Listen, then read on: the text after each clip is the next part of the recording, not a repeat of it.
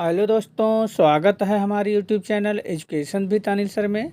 दोस्तों, आज हम आप सभी के लिए लेकर आए हैं जीके जीएस के मोस्ट इम्पॉर्टेंट टॉप 35 प्रश्न उत्तर, जो आप सभी के लिए परीक्षा की दृष्टिकोण से बहुत ही महत्वपूर्ण एवं उपयोगी है। दोस्तों, जितने भी क्वेश्चन हैं सारे के सारे वेरी वेरी इंपॉर्टेंट हैं।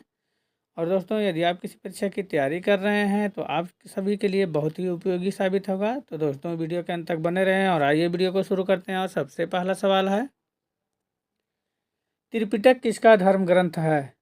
त्रिपिटक किसका धर्म ग्रंथ है? वेरी वेरी इंपॉर्टेंट सवाल है दोस्तों। त्रिपिटक किसका धर्म ग्रंथ है? तो दोस्तों, त्रिपिटक बौद्धों का धर्म ग्रंथ है। उत्तर इसका हो जाएगा बी सही। त्रिपिटक बौद्धों का धर्म ग्रंथ है। अगला नेक्स्ट सवाल है दोस्तों, कल्हड़ की पुस्तक का नाम क्या है? कल्हड़ की पुस्तक का नाम क्या है? तो दोस्तों, कल्हड़ की पुस्तक का नाम राज तरंगिणी है। उत्तर इसका हो जाएगा डी सही। कल्हड़ की पुस्तक राज तरंगिणी है। अगला नेक्स्ट सवाल है दोस्तों, अष्टाध्यायी किसके द्वारा लिखी गई है? अष्टाध्यायी किसके द्वारा लिखी गई है? वेरी वेरी इंपॉर्टेंट सवाल है ये भी दोस्तों। तो दोस्तों, इसका सही जवाब हो जाएगा पाणिनि द्वारा। अष्टाध्यायी के लेखक पाणिनि हैं, तो उत्तर इसका हो जाएगा बी सही, पाणिनि। अगला नेक्स्ट सवाल है दोस्तों, मोहनजोदड़ो कहाँ स्थित है? वेरी वेरी इंपॉर्टेंट सवाल है दोस्तों, मोहनजोदड़ो कहाँ स्थित है? तो दोस्तों, मोहनजोदड़ो सिंध में स्थित है। उत्तर इसका हो जाएगा बी सही, सिंध में। अगला नेक्स्ट सवाल है दोस्तों, सिंधु सभ्यता में बृहत स्नानागार कहाँ पाया गया? सिंधु सभ्यता में बृहत स्नानागार कहाँ पाया गया? वेरी वेरी इंपॉर्टेंट सवाल है दोस्तों ये। तो दोस्तों, इसका सही जवाब हो जाएगा मोहनजोदड़ो में। सिंधु सभ्यता में बृहत स्नानागार मोहनजोदड़ो में पाया गया। दोस्तों, रट लेना है, वेरी वेरी इंपॉर्टेंट सवाल है, बार बार पूछा जाता है। उसका उत्तर हो जाएगा ये सही। अगला नेक्स्ट सवाल है दोस्तों, जैन परंपरा के अनुसार जैन धर्म में कुल कितने तीर्थकार हुए?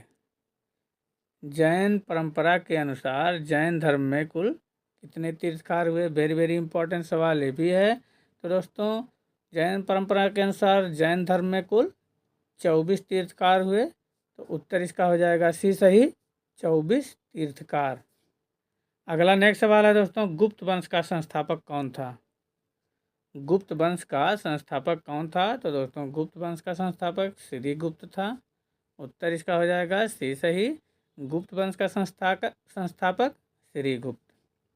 अगला नेक्स्ट सवाल है दोस्तों, तराइन की पहली लड़ाई 1191 ईस्वी में निम्नलिखित में से किनके बीच हुई थी? तराइन की पहली लड़ाई 1191 ईस्वी में निम्नलिखित में से किसके बीच हुई? तो दोस्तों, इसका सही जवाब हो जाएगा मोहम्मद गौरी और पृथ्वीराज चौहान के बीच। तराइन की पहली लड़ाई 1191 ईस्वी में मोहम्मद गौरी और पृथ्वीराज चौहान के बीच हुई, जिसमें मोहम्मद गौरी की हार हुई और पृथ्वीराज चौहान की जीत हुई थी। तो उत्तर इसका हो जाएगा दोस्तों बी सही। अगला सवाल है दोस्तों, विजयनगर साम्राज्य की स्थापना कब हुई? वेरी वेरी इंपॉर्टेंट सवाल है दोस्तों, विजयनगर साम्राज्य की स्थापना कब हुई? तो दोस्तों, इसका सही जवाब हो जाएगा 1336 ईस्वी में। विजयनगर साम्राज्य की स्थापना 1336 ईस्वी में हुई। वेरी वेरी इंपॉर्टेंट सवाल है दोस्तों, तो उत्तर इसका हो जाएगा ए सही, 1336 ईस्वी में। दोस्तों, वीडियो में आगे बढ़ने से पहले आप सभी से कहना है कि यदि आप हमारे चैनल पर पहली बार हैं और चैनल को अभी तक सब्सक्राइब नहीं किए हैं तो प्लीज़ आप सभी लोग चैनल को सब्सक्राइब अवश्य कर लें। और दोस्तों, वीडियो पसंद आए तो लाइक एंड शेयर करना नहीं भूलिएगा। तो दोस्तों, आगे बढ़ते हैं। अगला नेक्स्ट सवाल है, कश्मीर का शासक जो कश्मीर का अकबर नाम से किसको जाना जाता है? कश्मीर का शासक जो कश्मीर का अकबर नाम से किसको जाना जाता है? तो दोस्तों, इसका सही जवाब हो जाएगा जैनुल आबदीन को। उत्तर इसका हो जाएगा डी सही, जैनुल आबदीन को जाना जाता है। अगला सवाल है दोस्तों, पानीपत की तीसरी लड़ाई 1761 ईस्वी में किसके बीच हुई थी? पानीपत की तीसरी लड़ाई 1761 ईस्वी में किनके बीच हुई थी? तो दोस्तों, इसका सही जवाब हो जाएगा पेशवा बाजीराव सेकंड और अहमद शाह अब्दाली के बीच। उत्तर इसका हो जाएगा ए सही। अगला सवाल है दोस्तों, शिवाजी के राजनीतिक गुरु एवं संरक्षक कौन थे? शिवाजी के राजनीतिक गुरु एवं संरक्षक कौन थे? वेरी वेरी इंपॉर्टेंट सवाल है दोस्तों। तो दोस्तों शिवाजी के राजनीतिक गुरु एवं संरक्षक दादाजी कोंडदेव थे। उत्तर इसका हो जाएगा सी सही। शिवाजी के राजनीतिक गुरु एवं संरक्षक दादाजी कोंडदेव थे। अगला नेक्स्ट सवाल है दोस्तों, आधुनिक भारत में हिंदू धर्म में पहला सुधार आंदोलन कौन था? आधुनिक भारत में हिंदू धर्म में पहला सुधार आंदोलन कौन था? तो दोस्तों इसका सही जवाब हो जाएगा ब्रह्म समाज। उत्तर इसका हो जाएगा ये सही। आधुनिक भारत में हिंदू धर्म में पहला सुधार आंदोलन ब्रह्म समाज था, तो उत्तर इसका हो जाएगा ये सही। अगला नेक्स्ट सवाल है दोस्तों, भारत में अंग्रेजी शिक्षा किसके द्वारा लागू की गई? भारत में अंग्रेजी शिक्षा किसके द्वारा लागू की गई? वेरी वेरी इंपॉर्टेंट सवाल है दोस्तों। तो इसका सही जवाब हो जाएगा दोस्तों विलियम बेंटिक के द्वारा। उत्तर इसका हो जाएगा डी सही। भारत में अंग्रेजी शिक्षा लॉर्ड विलियम बेंटिक के द्वारा लागू की गई थी। अगला सवाल है दोस्तों, राजा राम मोहन राय द्वारा ब्रह्म समाज की स्थापना कब की गई थी? राजा राम मोहन राय द्वारा ब्रह्म समाज की स्थापना कब की गई थी? वेरी वेरी इंपॉर्टेंट सवाल ये भी है दोस्तों। तो इसका सही जवाब हो जाएगा दोस्तों 1828 में। राजा राम मोहन राय द्वारा ब्रह्म समाज की स्थापना 1828 ईस्वी में की गई थी, तो उत्तर इसका हो जाएगा सी सही। अगला सवाल है दोस्तों, 1857 के विद्रोह के समय भारत का गवर्नर जनरल कौन था? 1857 के विद्रोह के समय भारत का गवर्नर जनरल कौन था? तो दोस्तों इसका सही जवाब हो जाएगा लॉर्ड कैनिंग। 1857 के विद्रोह के समय भारत का गवर्नर जनरल लॉर्ड कैनिंग था। उत्तर इसका हो जाएगा सी सही। वेरी वेरी इंपॉर्टेंट सवाल है दोस्तों, रट लेना है। अगला नेक्स्ट सवाल है, गीता रहस्य नामक ग्रंथ किसके द्वारा लिखा गया? गीता रहस्य नामक ग्रंथ किसके द्वारा लिखा गया? ये भी दोस्तों इंपॉर्टेंट सवाल है। इसका सही जवाब हो जाएगा दोस्तों बाल गंगाधर तिलक के द्वारा। गीता रहस्य नामक ग्रंथ बाल गंगाधर तिलक के द्वारा लिखा गया है, तो उत्तर इसका हो जाएगा बी सही। अगला सवाल है दोस्तों, वर्ष 1919 में जलियांवाला बाग हत्याकांड कहाँ पर हुआ था? वर्ष 1919 में जलियांवाला बाग हत्याकांड कहाँ पर हुआ था? वेरी वेरी इंपॉर्टेंट सवाल है। तो दोस्तों इसका सही जवाब हो जाएगा अमृतसर में। वर्ष 1919 में जलियांवाला बाग हत्याकांड अमृतसर में हुआ था। उत्तर इसका हो जाएगा ए सही। अगला नेक्स्ट सवाल है दोस्तों, स्वतंत्र भारत का अंतिम गवर्नर जनरल कौन था? स्वतंत्र भारत का अंतिम गवर्नर जनरल कौन था? तो दोस्तों स्वतंत्र भारत का अंतिम गवर्नर जनरल सी राजगोपालाचारी थे। उत्तर इसका हो जाएगा ए सही। ये भी दोस्तों वेरी वेरी इंपॉर्टेंट सवाल है। स्वतंत्र भारत का अंतिम गवर्नर जनरल सी राजगोपालाचारी थे।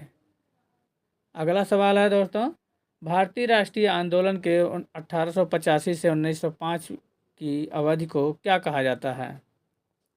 भारतीय राष्ट्रीय आंदोलन के 1885 से 1905 की अवधि को क्या कहा जाता है?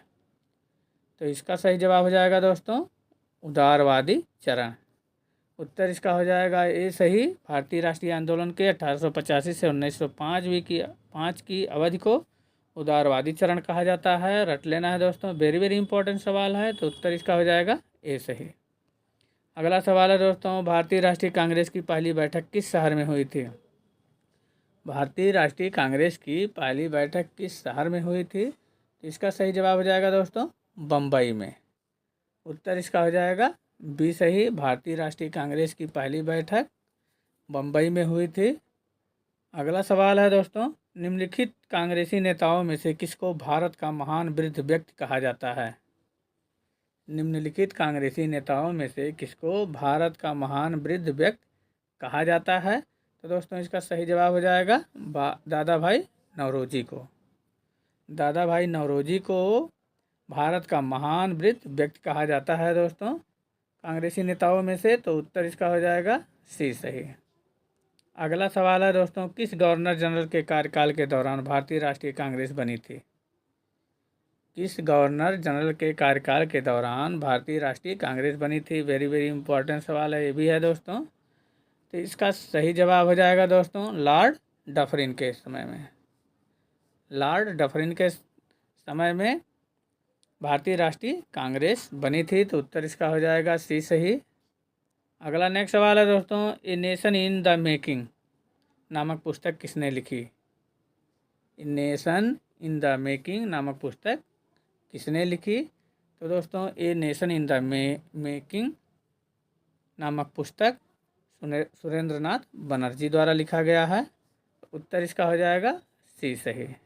A nation in the making नामक पुस्तक के लेखक हैं सुरेंद्रनाथ बनर्जी। अगला सवाल है दोस्तों, भारतीय क्रांति की जननी किसे कहा गया है? भारतीय क्रांति की जननी किसे कहा गया है? वेरी वेरी इंपॉर्टेंट सवाल है दोस्तों। तो इसका सही जवाब हो जाएगा दोस्तों मैडम भीखाजी रुस्तम कामा को। भारतीय क्रांति की जननी मैडम भीखाजी रुस्तम कामा को कहा जाता है। उत्तर इसका हो जाएगा डी सही। अगला सवाल है दोस्तों, जय हिंद का नारा किसने दिया? जय हिंद का नारा किसने दिया?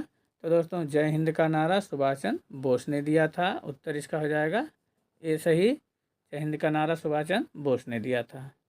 अगला सवाल है दोस्तों, किसने कहा था तुम मुझे खून दो मैं तुम्हें आज़ादी दूंगा? किसने कहा था तुम मुझे खून दो मैं तुम्हें आज़ादी दूंगा? तो दोस्तों इसका सही जवाब हो जाएगा सुभाष चंद्र बोस ने।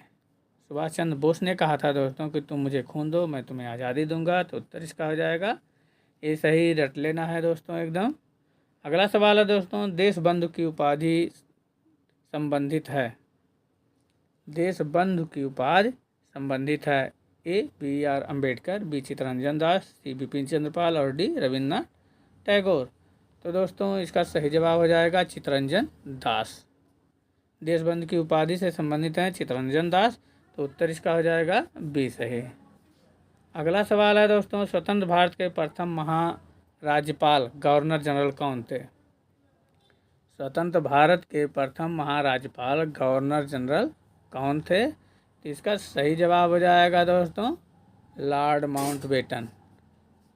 उत्तर इसका हो जाएगा बी सही। स्वतंत्र भारत के प्रथम महाराज्यपाल यानी गवर्नर जनरल लॉर्ड माउंटबेटन थे। उत्तर इसका हो जाएगा बी सही। अगला नेक्स्ट सवाल है दोस्तों, आनंद मठ के लेखक कौन हैं? आनंद मठ के लेखक कौन हैं? वेरी वेरी इंपॉर्टेंट सवाल है दोस्तों। तो आनंद मठ के लेखक बंकिम चंद्र चटर्जी हैं। उत्तर इसका हो जाएगा बी सही। आनंद मठ के लेखक बंकिम चंद्र चटर्जी हैं। अगला सवाल है दोस्तों, लॉर्ड मैकाले किससे संबंधित हैं? लॉर्ड मैकाले किससे संबंधित हैं? ए सेना के सुधार से, बी सती प्रथा की समाप्ति से, सी अंग्रेजी शिक्षा से और डी अस्थायी बंदोबस्त से। तो दोस्तों लॉर्ड मैकाले अंग्रेजी शिक्षा से संबंधित हैं। उत्तर इसका हो जाएगा सी सही। लॉर्ड मैकाले अंग्रेजी शिक्षा से संबंधित हैं। अगला सवाल है दोस्तों, निम्न में से किसे इस्पात का चौखटा स्टील फ्रेम की संज्ञा दी गई है? निम्न में से किसे इस्पात का चौखटा स्टील फ्रेम की संज्ञा दी गई है? तो दोस्तों इसका सही जवाब हो जाएगा भारतीय नागरिक सेवा ICS को। उत्तर इसका हो जाएगा ए सही। अगला सवाल है दोस्तों, गोदान और गबन दोनों एक ही लेखक की रचनाएं हैं, उनका नाम क्या है? वेरी वेरी इंपॉर्टेंट सवाल है दोस्तों। तो इसका सही जवाब हो जाएगा मुंशी प्रेमचंद। मुंशी प्रेमचंद द्वारा रचित गोदान और गबन दोनों ही रचनाएं हैं। तो उत्तर इसका हो जाएगा बी सही, मुंशी प्रेमचंद। अगला सवाल है दोस्तों, बनारस हिंदू विश्वविद्यालय BHU के संस्थापक कौन थे? बनारस हिंदू विश्वविद्यालय BHU के संस्थापक कौन थे? तो दोस्तों इसका सही जवाब हो जाएगा मदन मोहन मालवीय। बनारस हिंदू विश्वविद्यालय के संस्थापक मदन मोहन मालवीय थे। तो उत्तर इसका हो जाएगा सी सही। वेरी वेरी इंपॉर्टेंट सवाल है दोस्तों। तो दोस्तों वीडियो कैसा लगा आप सभी लोग कमेंट में ज़रूर बताएं, और दोस्तों अच्छा लगा हो तो लाइक एंड शेयर करना नहीं भूलिएगा। तथा दोस्तों आप सभी से पुनः एक बार कहना है कि यदि आपने अभी तक हमारे चैनल को सब्सक्राइब नहीं किया है तो प्लीज़ आप सभी लोग चैनल को सब्सक्राइब अवश्य कर लें। मिलते हैं अगले वीडियो में दोस्तों, धन्यवाद।